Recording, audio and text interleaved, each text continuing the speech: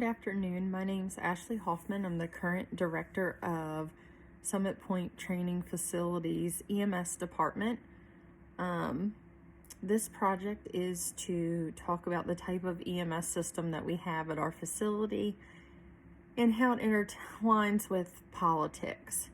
So first I want to describe my emergency medical service system structure. I do work for a private ambulance company. We are for-profit.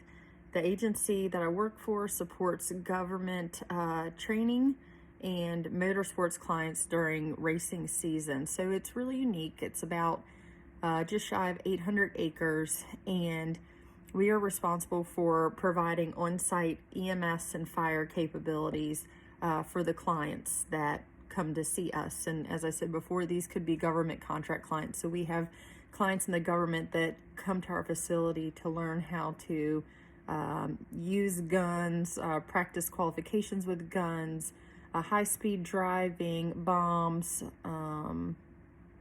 combatives, all kinds of things. And then again, the racetrack, which happens on the weekends when the car courses aren't being used for government training.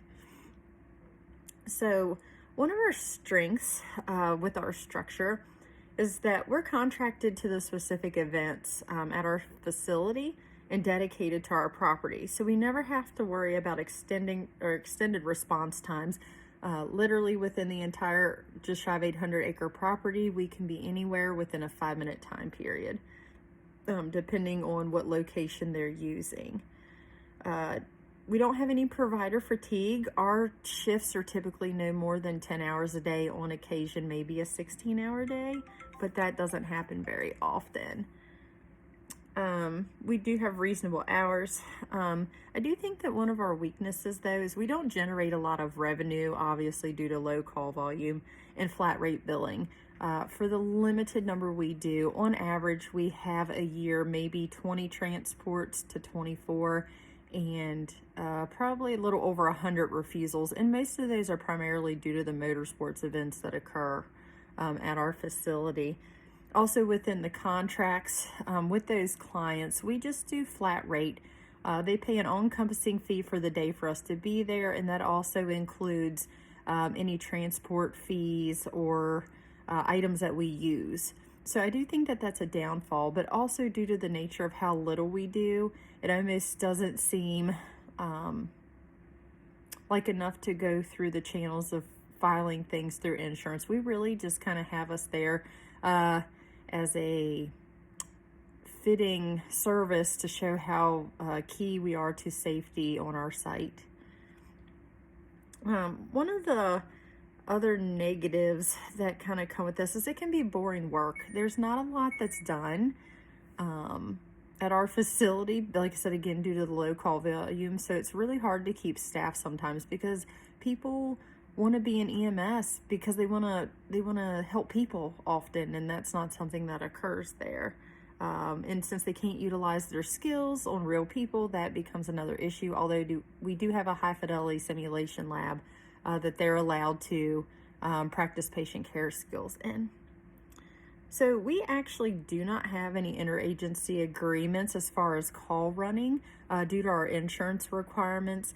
Our insurance only allows us to transport people only from our facility, and our staff that is there is only there based on a contract, so it's dedicated to specific clients. Therefore, they can't go out on off-site to help bordering county agencies. But where we do a little bit of mutual work with other counties is with our training agreements because of the type of facility they have. We allow them to utilize our facility, and in return, sometimes they help us with certain things that we want to do. Let's see, as far as how to explain how we do get dispatched and handle our transports, we actually have a radio system at our facility. Channel 1 is the EMS channel and the operations channel, so that's how everybody knows what's going on site. Everybody is taught to call for EMS on channel 1. We immediately answer and they tell us where we're needed. And the supervisor on my staff then alerts the crews on site to respond where they're needed. As far as accreditation and the impact on our organization, we are actually looking for accreditation, but more for our training facility aspect in EMS. We do teach a lot of EMS courses that are NREMT, AHA, NAEMT certified. But that is a long-term goal of ours because one day we would like to provide a paramedic program. Politics for us, you know, we're kind of fortunate in the sense that a lot of things don't drive other than the politics of maybe protocols and such. And one of the things that we tend to lose a lot on are the things that are required for normal 911 ambulances that are running hundreds of calls all the time and the equipment that they have to carry, whereas what we have to do is much more minimal. So we do have a lot of medical waste sometimes. Things go bad before we use them. But again, it's kind of hard to advocate when you know the other counties do indeed need those, but we all have to be held to the same state standards. I am trying, at least within my own organization, to help drive some political influence in regards to how we look at EMS training and being able to provide higher quality training to our people in the state of West Virginia right now. So as far as our program medical director, she's a really nice lady, great to work with, loves working with EMS. She's not just our medical director, but another facility's medical director at all. Due to our low call volume, she does 100% QA after our training officer does, which is really nice. We meet with her quarterly. She's on our advisory board for education. She also signs off on all of our DEA licenses, medical supply orders, medical oversight, etc. Our medical director helps prevent liabilities because of her strict oversight and the things that she's involved in with us by ensuring that we're all properly trained, that we're maintaining our certifications, you know, the QA, QI oversight, etc. And she has to sign off on everybody too on a normal basis to make sure they're both proficient and able to practice safely.